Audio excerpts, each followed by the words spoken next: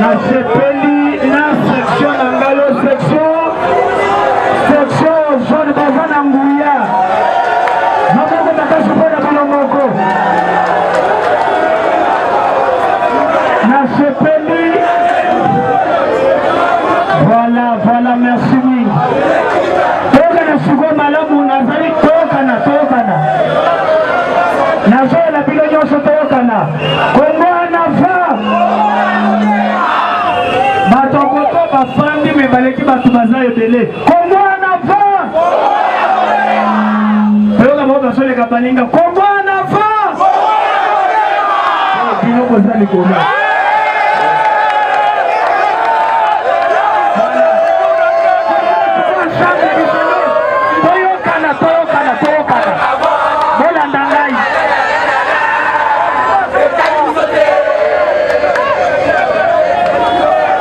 Merci. Kongo anafa.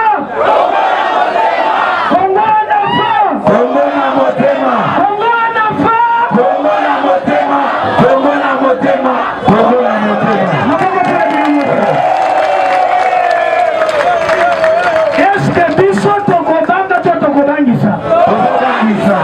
Nazoyoka malamu te biso tokobanga to tokobangisa. Mutokobangisa moningaza.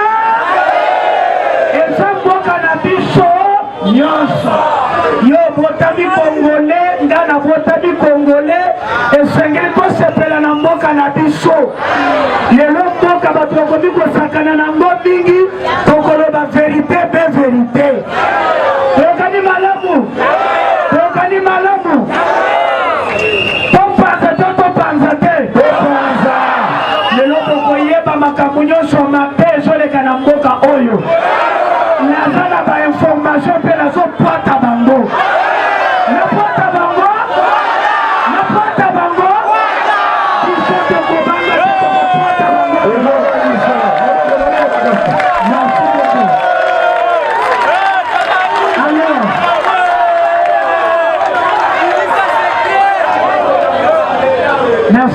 Merci. Soki bomoni bato ndia watokana.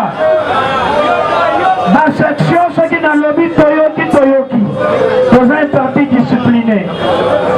Ce qui m'a dit Batondi Boye, Elza Moussala, il y a ma président sectionnaire. Bayebazo Sala Moussala Malamu, parti d'Apicho, Nicolona Nicolo, Batubazali pour atterrir et belé. Il y a un fallu pour rendre à Bango Lelo hommage. Automne de Bango, peu pour Bango. Najo Banda pour présenter ma président et ma section. Ce qui n'a pas eu président sectionnaire, Ayeli Bosso Nangaï, Tobeteli et Maboko.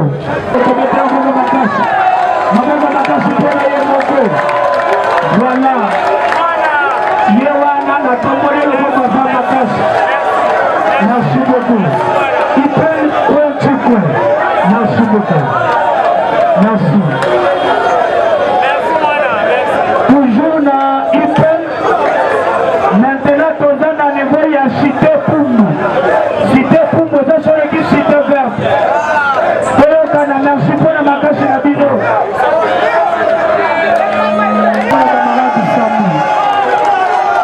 La commission a tombé le bon oiseau sur la Moussala Mounene. Yewana, Cité Poumou, merci. Merci beaucoup, camarade Sami. Bandal, Maboko Makasi, avec la Moussala Mounene. Cité Badiadjing, merci. Merci beaucoup. Merci camarade, héritier, 20 sections. Avec camarade Shadrach Bayeba. Maboko Makasi pour la Shadrach Kaluka. Beta Maboko Makasi pour la Kaluka. Merci Kaluka. Merci pour la Barumbu avec Gaston. Maboko Makasi pour la Barumbu. Section Barumbu, il est là, merci beaucoup. Yewana avec section Barumbu. Merci beaucoup. Merci Barumbu. Toyoki Bandeko Opiso Tobengaka Bandeko ya FCC Bandeko wana lelo bakomi koganga bazoloba respect ya constitution.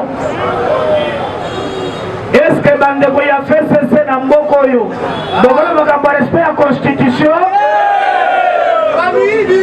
Bato ya lukuta munene bomonaki awa tozosolola na bino toyoka na malamu na mboka na biso babandaki kosala makambo ya mabe me peuple na biso aza vigilant, peuple abwaki bango na poisa. Boyoki mikolo oti koleka awa balobi ndeko moko kombo na ye John Numbi. John Numbi azalaki na Lubumbashi.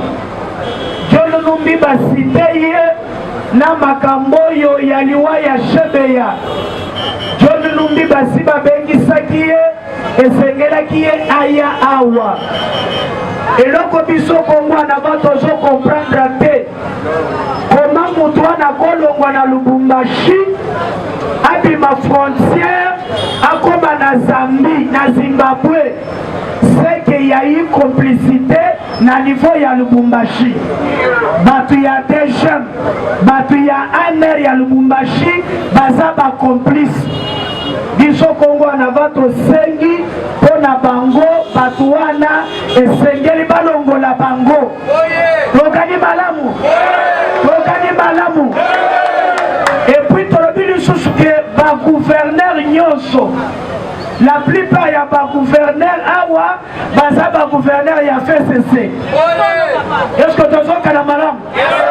Alors tokolinga te tosengi nyo sacré esuka kaka te na niveau ya gouvernement na niveau national mais biso tetengi nyo sacré va changer na ba gouverneur nyonso. Est-ce que tokani malamu? Est-ce que bokomona par exemple gouverneur tozona biso ya Kinshasa oyo biso tosengi Félix a changé ye? Tokani malamu? Tokani malamu? Tokani malamu? Yoka décision asui alobi boye à partir soki ya lobi bato nyonso bazoteka mai ya basashe soki basui bango bakokanga bango bakokenda na parke. Toyokana malamu, toyokana. Mais bawa bazoteka baji en plastique na ji en plastique na sachiri ya nini totisaka bakayolika niveau. Mais koma yo gouverneur okolobake bakangaka bato ya mai bateka baji en plastique ozala masolo ya lukuta bizaleli ya FCC tolingi yango te. Yango tobisi Félix ayebake mutu wana ani makambo ya FCC na union sacrée. Est-ce que tokani malamu? Ata batu na ye bazawa tokobanga bango te. Tosengi Félix a changé ye. Est-ce que tozoka na malamu? Babengaki ngai awa nakendaki na rai en face ya Kalu Fungula. Ba papa na ba mama babandaki kofanda wana. Ndenge bakobuka bato baye kobuka bato na minuit. Est-ce que l'État buka bato na butu? L'État buka bato na butu? Mais ye aye babuki bato na butu. Polisi Félix ayebake moto wana akosala contre ye. Akofingisa ye mingi don union sacrée et contre niveau ya ba gouverneur. Ba changer ba gouverneur na ba député. Ba leka na ba motion, tozo na ba eli ya bien, on va défendre intérêt ya peuple. Vous êtes d'accord na yango? Nete na Kinshasa, bolingi gouverneur oyo. Bolingi yate.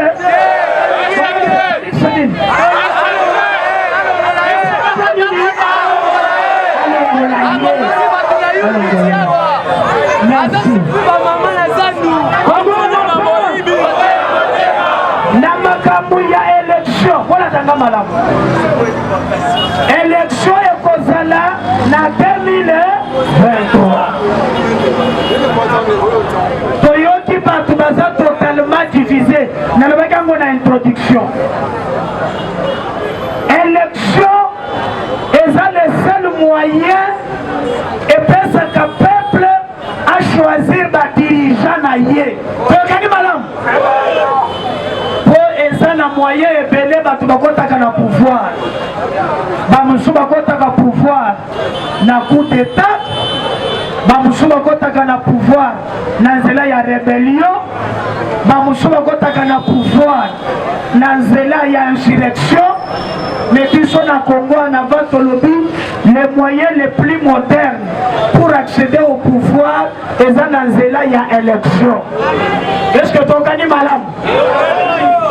Alors, l'actuel président de la République, il a prêté serment en 2018. Ce qui joue 2018, pour qu'il y ait en 2023, à Kokokisa, 5 ans. Maintenant, Bamusouba Lobby, avant qu'il y ait une élection, il faut qu'il y ait un recensement.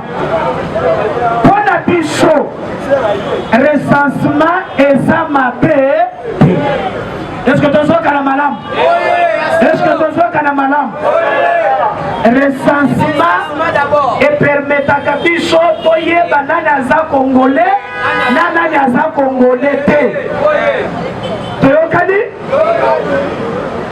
Biso na niveau Congo na votre lobby, recensement eza nango vi na biso ya mikolo nyonso. Ce qui veut dire que na ba statistique mususu bamusu balobi que ça peut nous prendre 2 ans, bamusu ça peut nous prendre 3 ans, bamusu ça peut nous prendre 4 ans. Wana eza na problème te. Biso to lobby recensement oui, mais recensement est causé nango, mais l'élection est causée en 2023. Est-ce que tu gagnes malam? Est-ce que tu gagnes malam? Position ya Congo avant ezali. Et d'ailleurs, dans l'information tozana yango, le président de la République a contenu l'élection en 2023. Tu vas comprendre biso moko. Mais toujours linga toi qui bande kuya fait cesser division eza makasi. Même na bande kona bisopo bande ko mususu bakaboni toyoki tozana ngambu mususu balobi ezali lamuka Moïse na Bemba balobi ke bazana lamuka Fayulu na Muzito balobi ke bazana lamuka.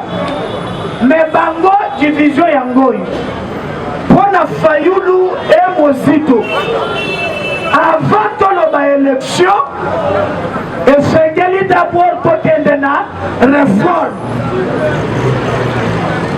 Mais l'église catholique il y a un lobby donc d'abord dans la réforme il d'abord pour déposer ma candidature donc on a deux positions. Malam. Suko batu musuba lobaka ndenge makambo lekaki eza mabe na jeune semino bande konangai Félix Tshisekedi na makambo ya réforme asuiki biso makasi. Est-ce que bozoka malam? Lelo batu bakomi ko makambo ya réforme na sotu le bino mutuna. Est-ce que soki chani ni mabunda za na parlement tolengi to la réforme? Est-ce que besoin de makema bunda soki azalaka na parlement? Est-ce que lingali ki sa réforme?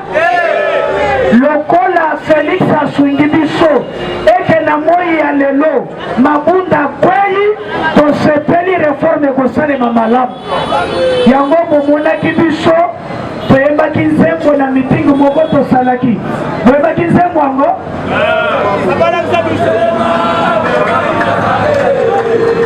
obengana kabila fati telema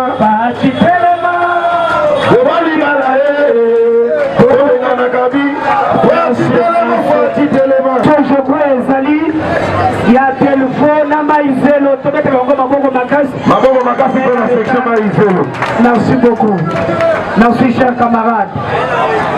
Alors biso bandeko ya ozone na 5 minutes discipline na bandeko mususu toyoka na malamu pona yango biso tolobi eza la réforme toza na posa ya réforme et tozosenga ke même président de la République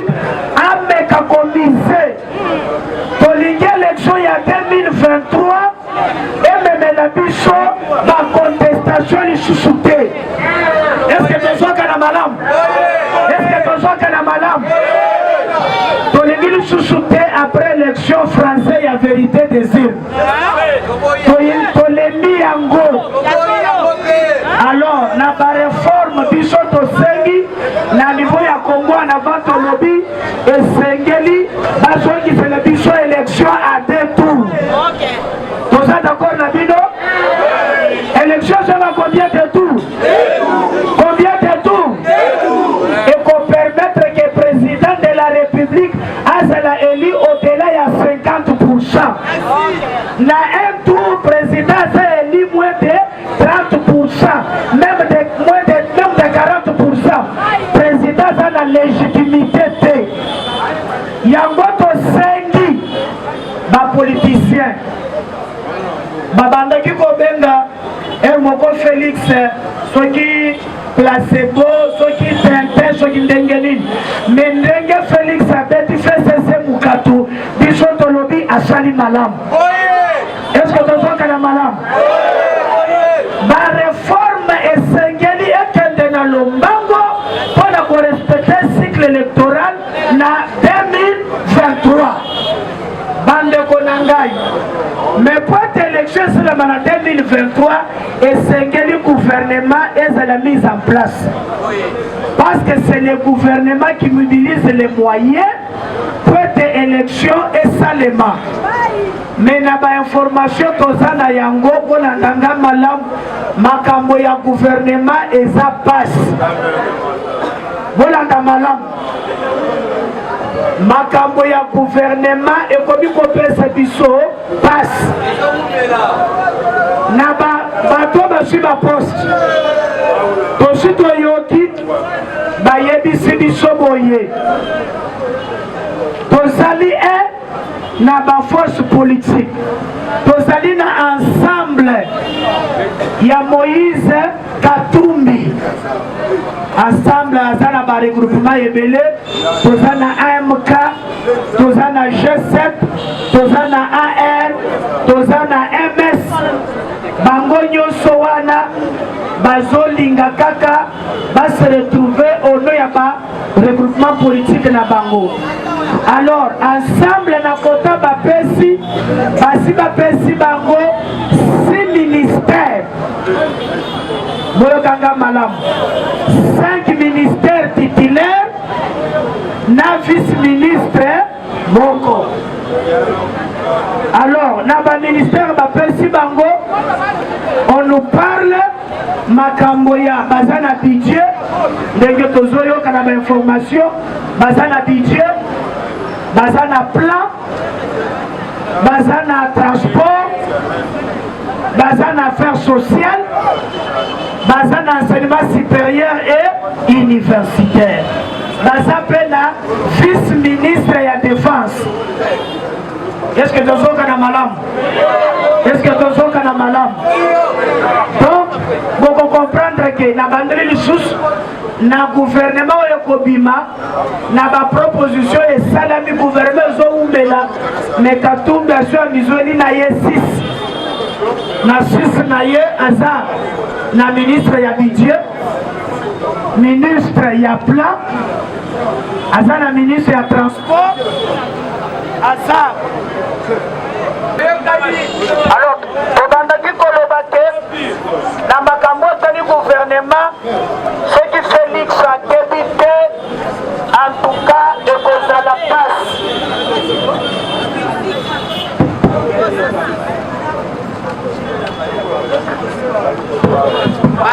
Bandela tobandaki koloba boye na oyo ezotala gouvernement soki Félix akebi te bainformation toza na yango eza malamu te.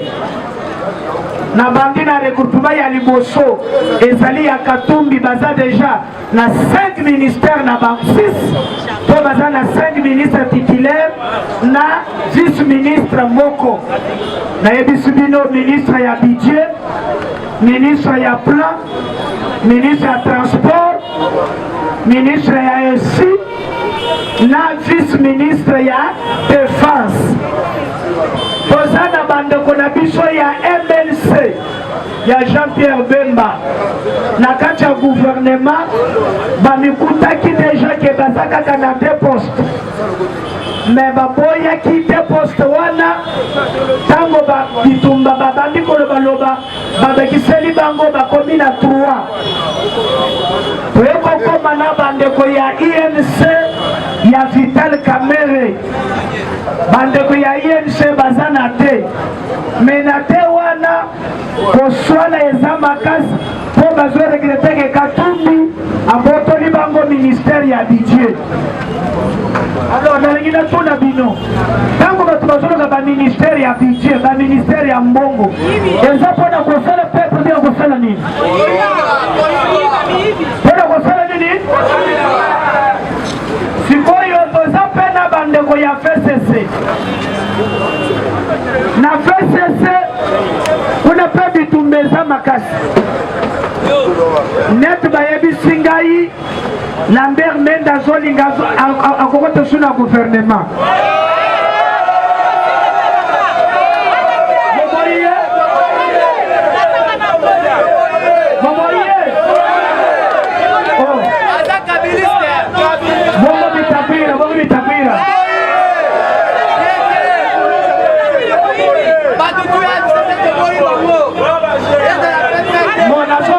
ya fese sebile moli bongo bolingi jali sembusa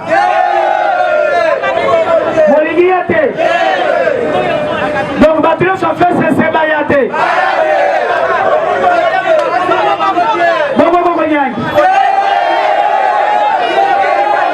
yate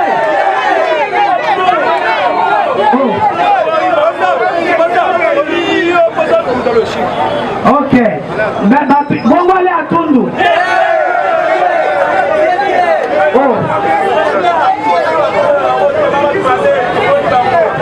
mais balobi que chantal a fait l'union sacrée.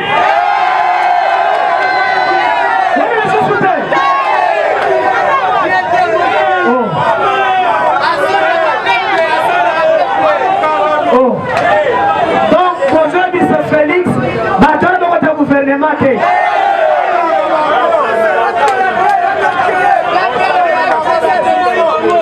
Alors, je crois que le message est comme ce gouvernement est comme élastique.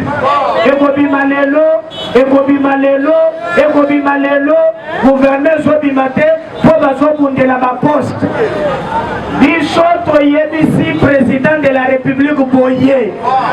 Peuple a somona passi. Semaine Zobanda abimisa gouvernement. Est-ce que vous dites yango?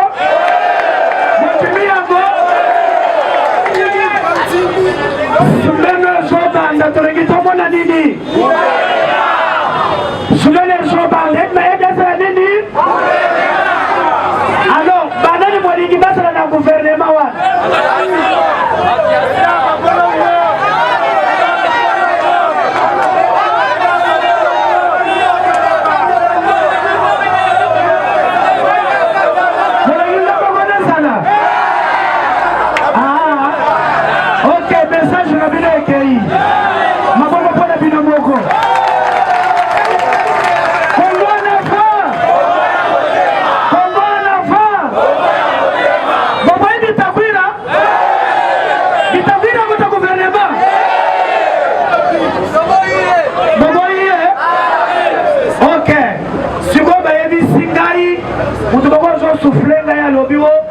Ministre baleke kika la basali musala malamu basongi sabango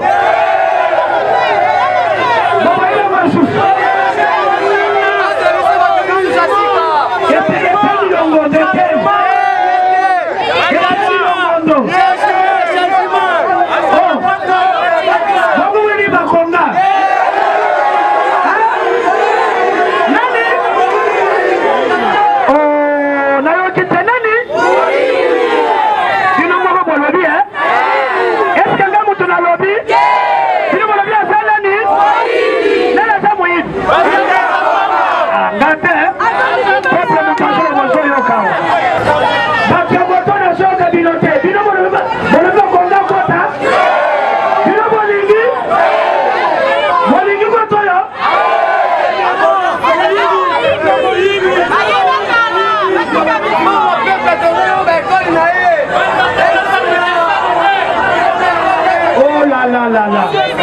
nakanisi ke bilili oyo ekoleka Félix akoyoka message ya peuple balingi bato ya fait société.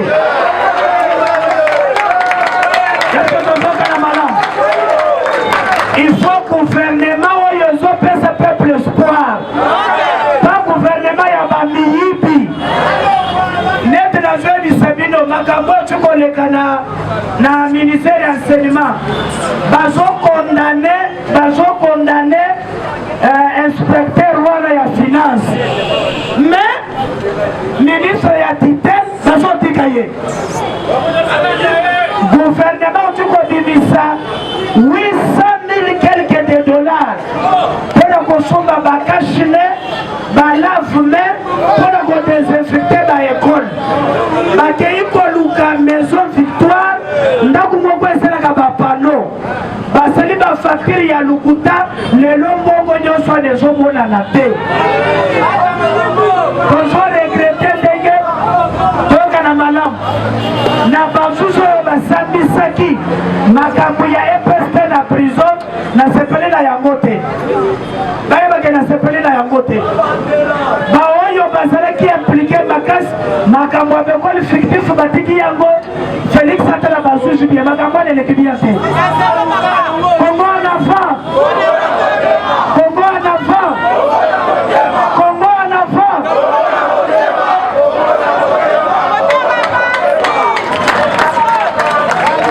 toyoki sikoyo toyokana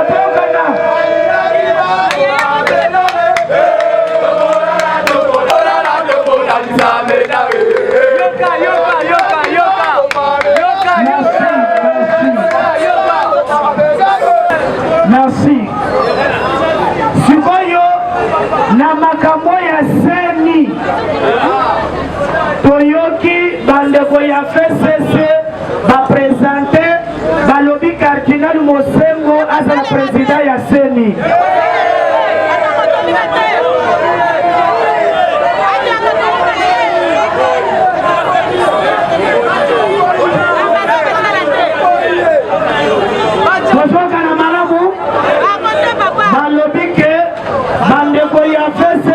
balobi pona bango esengeli Mosengo azala président ya seni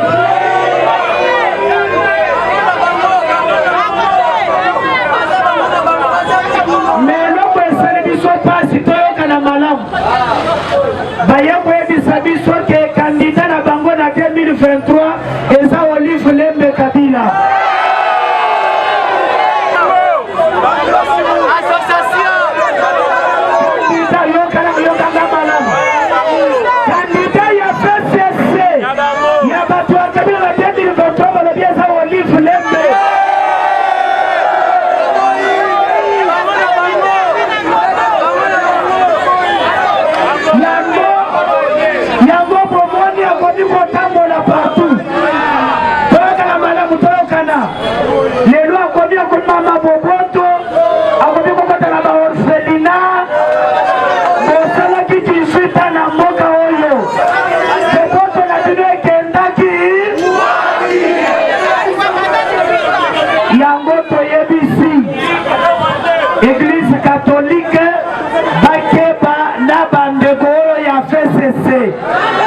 Est-ce que tu as un malam? Bandeko ya FCC eza bato yo babebisaka ba église bayaka babete biso ba gaz ngai nakotaka na Saint-Pierre nde tokotaki mokolo ya marche balanda biso tina kati église babete biso ba gaz lelo bandeko ya FCC bakolinga te bautilize catholique mpona koseresource na bango biso tolobi boye réforme eleka malamu makambo nyonso eleka na kimia mais nous voulons des élections en 2023 les élections en 2023 et yango tosengi déjà po élection esalema biso toboye recensement te est-ce que tozokana malamu mais tolobi recensement eza condition te ya kosala élection tokani malamu yango tolobi balobi ke parti na biso na pesi ba président sectionnaire maboko makasi bobetra maboko makasi pour ba président sectionnaire maboko makasi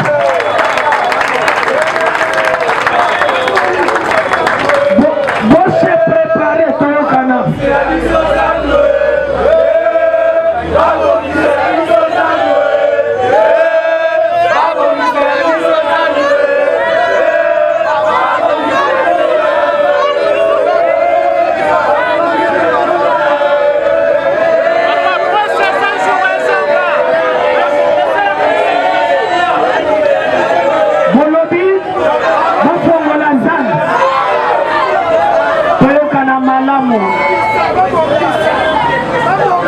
malamu na yoki bamusu balobi babongisa nzando biso nyonso toyoka na malamu toyoka malamu na bandaki koloba ke nasala makambo ya nzando baprésident sectionnaire ya Congo en avant na 2023 tokoganye élection eske bozoka na malamu biso bato tokodirige Kinshasa na 2023 maboko bakasi mpona bino moko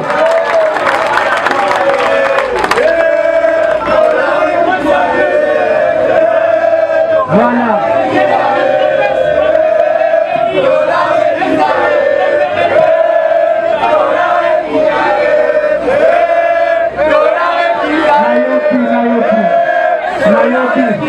je crois gouvernement toyoka na te tosi toyoki gouvernement ekobima eyoki eza na message bolobi ke babongisa zando nga mpe nalingi babongisa zando me babongisaka zando na kibandi te babongisaka zando na mibeko na mboka na biso mpona kobongisa kotonga eza na misala babengaka misala ya appel d'offre. Eske bolokani malamu kotonga na mbongo ya mbula matadi eza lokola totongaka na ndako na yo elingi koloba nini ndenge tozolenga batongele biso zando esengeli Chantilly aloba boye zando Chantilly aloba boye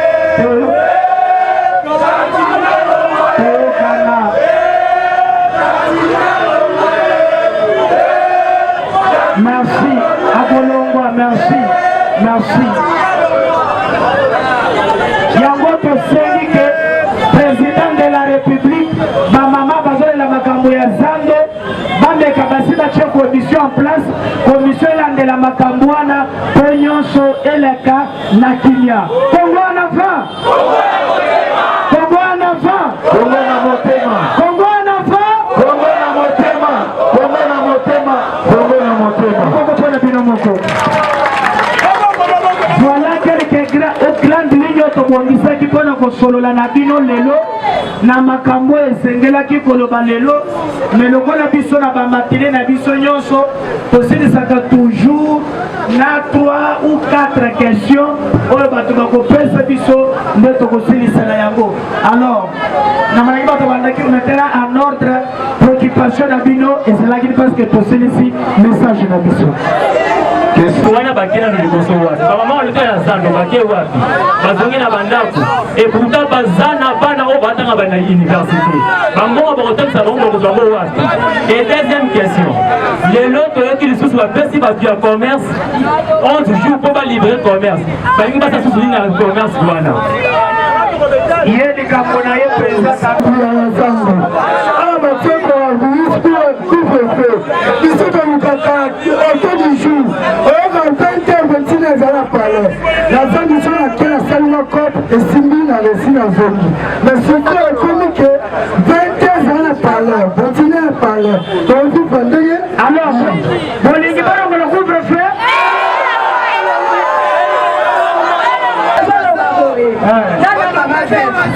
pourquoi il y a vu ça papa président a bonné la mission de raison naza na mbinza ozoni naza balava na kufeli lokal donc ndako ekwei na bula donc moyen eza te mabulu wana eza réseau eza makasi batala na biso likambo ya réseau epuis transport basi bakiti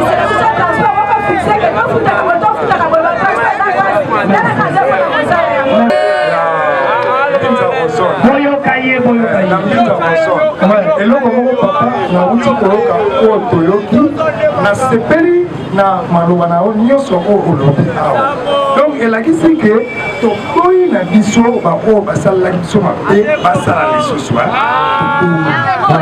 batika epuis bapere wana bango mosusu balingi baya na se mpo batya mama na nano bakesosolo nini yango te eboni président meda sikoyo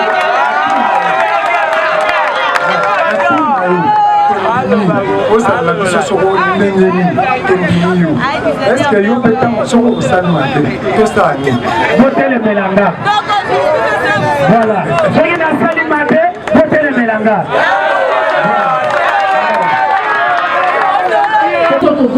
tosala nini soki gouvernement ebimi te mama tuni tosala nini na message gouvernement ebimaka semaine tozobanda ata lundi ata mardi ata lelo ebima voilà je crois que mama soki gouvernement ebimi te tokotelema tokoloba parce que segele me toboyi gouvernement na banguna ya FCC. Est-ce que tu as mal? Pose par exemple, Yoka.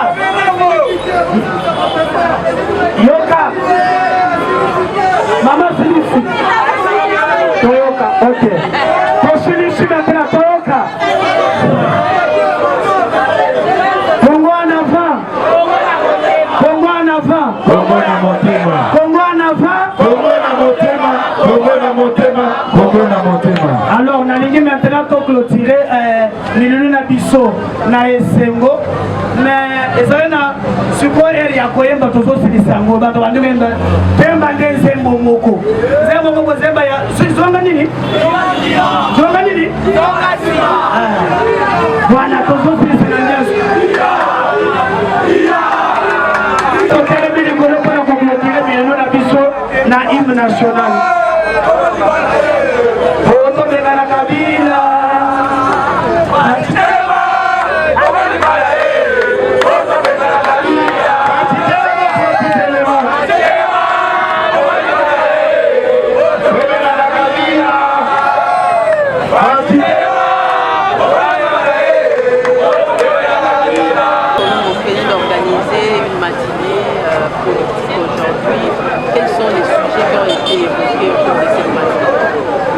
Écoutez, on a voulu fixer l'opinion sur les enjeux de l'ère. Actuellement, une classe politique bouillonnée par cette histoire purement électorale. On est en 2021, mais c'est comme si on est déjà en 2023. Tout le monde s'intéresse aux questions électorales alors qu'il devrait travailler pour l'intérêt général. Donc cela montre un peu l'image d'une classe politique non classable. Donc on comprend que les autres veulent accéder, les autres veulent s'éterniser. Alors on a voulu fixer l'opinion. Les autres pensent qu'il faut aller aux élections sans recensement. Les autres pensent qu'il faut avoir organisé le recensement et après organiser les élections. Nous on a dit on ne peut pas scinder le dé. Nous on a besoin qu'on recense les Congolais parce qu'il faut avoir nos identités. Mais cela ne peut pas être lié aux élections. Parce que nous avons révisé ça en 2015, ce n'est pas aujourd'hui que nous accepterons pour refaire les mêmes erreurs. Nous, Congo, en avant, nous nous battons autour des valeurs au respect des textes. La Constitution prévoit que le mandat du président de 5 ans renouvelable une seule fois. Le président de la République, qui du reste, travaille pour le respect de la Constitution. Mais il y a des petits fanatiques en manque de positionnement qui pensent que non, on peut aller au-delà des mandats constitutionnels. On a voulu préciser l'opinion. Et aussi, on a décrié cette histoire d'insécurité organisée par le gouverneur du FCC. Congo en avant suggère qu'à l'heure actuelle, il faut que l'union sacrée arrive jusqu'au niveau des provinces, c'est-à-dire remplacer même les gouverneurs. On ne comprend pas que John Numbi quitte facilement le Lubumbashi. C'est comme c'était avec le monsieur, je Donc qui quittait aussi avec ses troupes faire n'importe quoi. Donc il y a une complicité. On a dit qu'on change le gouverneur, qu'on sanctionne les responsables des régions et de l'ANER dans des provinces afin que les pays soient sécurisés. Et aussi, vous avez entendu le peuple crier, on a décrié une gestion calamiteuse de l'actuel gouverneur de la ville qui agit par banditisme. Et il est là en train de faire des histoires qui ne cadrent pas avec la démocratie. Mais des gens, vous voyez les cris que non, le maman qui vend des sachets, ils seront arrêtés, mais il oublie les usines qui fabriquent des gens en plastique. Des poids, des mesures, on a voulu fixer l'opinion, c'est pourquoi on a tenu ces matinées politiques. La question sur les réformes également divise la classe politique. Pensez-vous que les réformes doivent venir avant les élections ou après les élections? Madame, on est habitué à ces querelles inutiles de trop de politiciens. De toutes les façons, on a vécu ça en 2018 avec les machines à voter. Tantôt, nous n'irons pas avec la machine à voter. Arrivé le jour de vote, prenez votre stylo, vous allez me dessiner, inclure le bulletin écrit dans l'isoloir. Après, oh non, c'est la veille qu'il faut partir. Le peuple est fatigué de ces querelles inutiles. Nous passons à notre niveau, tout l'aider est possible. Qu'on commence avec le candidat, on finira par les réformes. Mais nous avons dit, pour obtenir les élections, il faut la sortie dirigeante du gouvernement. On ne comprend pas jusqu'aujourd'hui, le gouvernement est bloqué, mais on nous apprend dans les coulisses, ce sont des politiciens sans fond ni loi qui veulent revenir encore.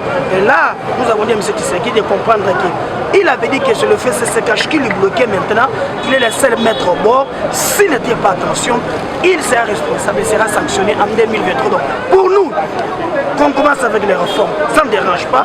Qu'on désigne les candidats, ça ne dérange pas. Mais le plus important, que les politiciens privilègent l'intérêt général. Est bloqué dans cet état appelé aujourd'hui Union Sacrée. Il est en train de faire par tous les moyens satisfaire les groupes politiques. Donc vous avez l'ensemble, vous avez la FDC, vous avez le MLC, l'INC. D'ailleurs, il se dispute des ministères en fonction d'argent. L'autre dit, moi je prendrai les budgets ou rien. L'autre c'est les mines ou rien. L'idée là de choisir le ministère en fonction d'argent, cela montre que l'union sacrée, les gens viennent pour s'enrichir. Donc, le profil, il faut tenir compte de la moralité d'abord, compétence, et ce sont les deux points qu'il faut tenir, madame. Parce que si vous regardez aujourd'hui, nos amis qui ont géré avec un petit peu comme Mende, vous allez le changer à cet âge-là. Le Mende là, le Lambert là, il a donné 3 noms. Le premier nom, il a donné son nom. Deuxième nom, il a donné un vieux qui n'est même pas diplômé, qui s'appelle Omatou. Troisième nom, c'est Mamboueni, un nom fictif. Comme ça qu'on va analyser la liste, le prénom Lambert Mende, oui. Omatougou, on regarde pas de diplôme, Mamboueni qui n'existe pas, comme ça lui passera au gouvernement. Pour un peu de tel calcul, nous disons qu'il doit tirer beaucoup d'attention. C'est lui seul qui sera candidat président en 2023. Il aura un bilan à présenter, pas suivre nos amis du FCC et consorts. Tout bien qu'à partir des cadres, mais participer des masses. To sanganakina ba section na biso pona kolobela ba enjeu de l'air. To moni bozoba eleki trop na classe politique. To moni la plupart ya ba politiciens ba ko travailler pona mabongo na bango. Awa lelo to umbe bitumbe bandi ya gouvernement. On dirait élection za lobby. Élection et en 2021, les hommes d'État va travailler pour la peuple, mais les politiciens vont travailler pour la poste. Et c'est pourquoi les 4 ans surtout le Biboy, bien sûr, l'élection Sengeli est en 2023, mais que le gouvernement travaille d'abord à Bongisa, nous conditions ya ba imboka et ya lima be mama. On a dit que na ba matin doit koloba. Nzala, bisonzela, bisomai, bisoboye. Bongo ba question wana na ko répondre yango. Ah oui, kaka élection na élection. Pour l'élection, nous pouvons diviser. Bah mususuo, il faut que nous ayons un recensement. C'est maintenant tout une élection. Bah mususu te recensement sur Tolobi. Nyon somi balé et zanatina. Et za la recensement et za la élection. Car si Congo n'a pas lobby, bah quoi qu'il s'angi sa recensement te na élection. Recensement et ça la profite de ma identité, mais élection pour ça la mandat 2023. Mokonzi yamboka pe analikanisita le kisamanda. Car c'est ba za la kapembeni wana.